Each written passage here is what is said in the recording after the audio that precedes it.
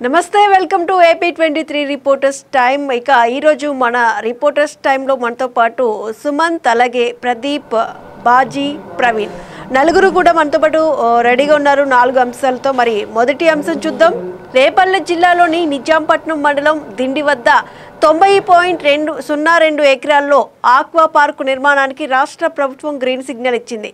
ఈ ప్రాజెక్టు కోసం 88 కోట్లతో పనులు చేపట్టేందుకు పరిపాలన అనుమతులు ఇప్పటికే మంజూరైన నేపథ్యంలో సాధ్యమైనంత త్వరగా భూమి పూజ జరిపి నిర్మాణ పనులు ప్రారంభించాలని ప్రభుత్వం యోచిస్తోంది. ఈ మేరకు ముఖ్యమంత్రిని ఆహ్వానించి భూమి పూజ చేయించేందుకు జిల్లా యంత్రాంగం మరియు రాష్ట్ర మత్స్యశాఖ ఉన్నతాధికారులు సన్నాహాలు చేస్తున్నారు. మత్స్యశాఖ కమిషనర్ రాబోయే 4-5 రోజుల్లో దిండిని సందర్శించనున్నారు. ఈ సందర్శన తర్వాత భూమి పూజ తేదీపై స్పష్టత వచ్చే అవకాశం అయితే ఉంది.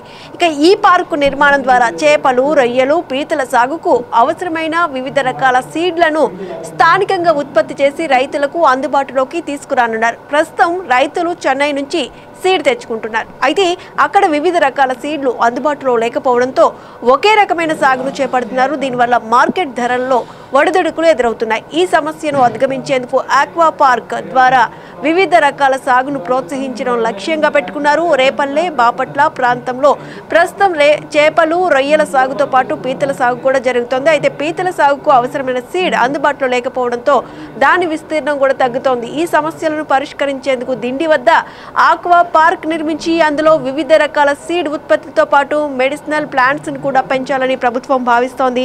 ఇక ఇదే అంశానికి సంబంధించి మరింత సమాచారాన్ని మా ప్రతినిధి సుమంత్ అందిస్తారు. సుమంత్, అయితే ఏదైతే మనం మాట్లాడుకున్నామో ఆక్వా రంగానికి సంబంధించి ప్రభుత్వం అయితే పెద్దపీట వేస్తున్నట్టుగా తెలుస్తోంది. 88 కోట్ల రూపాయలతో ఆక్వా పార్క్ నిర్మాణం జరుగుతున్నట్టు తెలుస్తోంది. డీటెయిల్స్ ఏంటి? ప్రభుత్వ రంగానికి సంబంధించి ప్రభుత్వం ముందుగా ఆక్వా రంగాన్ని ఒక పెద్దపీట వేసి ముందుకు తీసుకెళ్లి ఇంకా పనిచేస్తుందని చెప్పుకోవచ్చు. ముఖ్యంగా గత ఎన్ని ప్రభుత్వాల కారణంగా ఆక్వా రంగానికి సంబంధించిన ఆక్వా రైతులు కూడా కొంచెం ఉన్నత చూపిస్తున్న పరిస్థితి మనం స్పష్టంగా చూసుకోవచ్చు. ఈ సంవత్సరం ఆక్వా రంగం యొక్క ఉత్పత్తి కావచ్చు, లేకపోతే వాళ్ళ అభివృద్ధి కావచ్చు, ఎప్పుడు మెరుగులు పడిపోతూ ఉంటుంది. కారణం ఏంటంటే ఆక్వా రంగం అది పెట్టుబడి కావచ్చు, లేకపోతే ఉత్పత్తి కావచ్చు, చాలా సంక్లిష్టంగా ఉంటుందండి. ఆక్వా ఫార్మింగ్ చాలా సంక్లిష్టమైన ప్రాసెస్ గా ఉంటుంది. ముఖ్యంగా అది ఫార్మింగ్ కి సంబంధించిన ఏదైతే ప్రొసీజర్ ఉంటుందో అది చాలా చాలా కాంప్లికేటెడ్ పద్ధతిలో ఉంటుంది.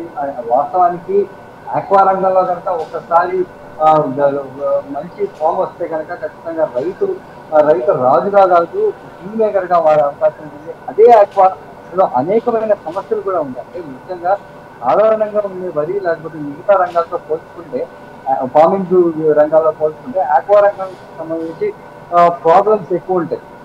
ఈ ప్రాబ్లమ్స్ ని సాల్వ్ చేసేందుకు ముఖ్యంగా ఆంధ్రప్రదేశ్ ఆక్వా రైతుల్ని ముందుకు తీసుకెళ్లేందుకు ప్రభుత్వం తీసుకొచ్చిన ప్రణాళిక చాలా అద్భుతమైనది చెప్పుకోవచ్చు. దీంతో ఆక్వా రైతులందరూ కూడా హర్షిస్తున్న పరిస్థితి కనిపిస్తా ఉంది. ఆంధ్రప్రదేశ్ లోని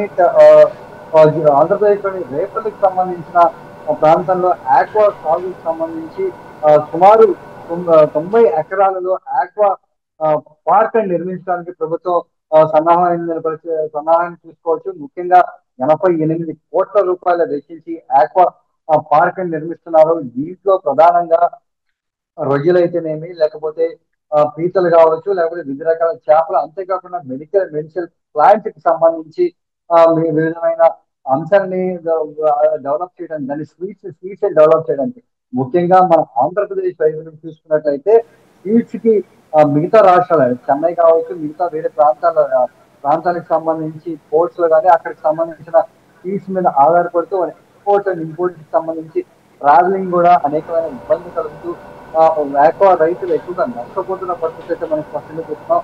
దీన్ని దృష్టిలో పెట్టుకొని ప్రభుత్వం ఆక్వా రైతులకు సంబంధించి ఒక సంజీవని తీసుకొచ్చిందని చెప్తున్నారు. ఆంధ్రప్రదేశ్ కి ఇదే ఆక్వా పార్క్.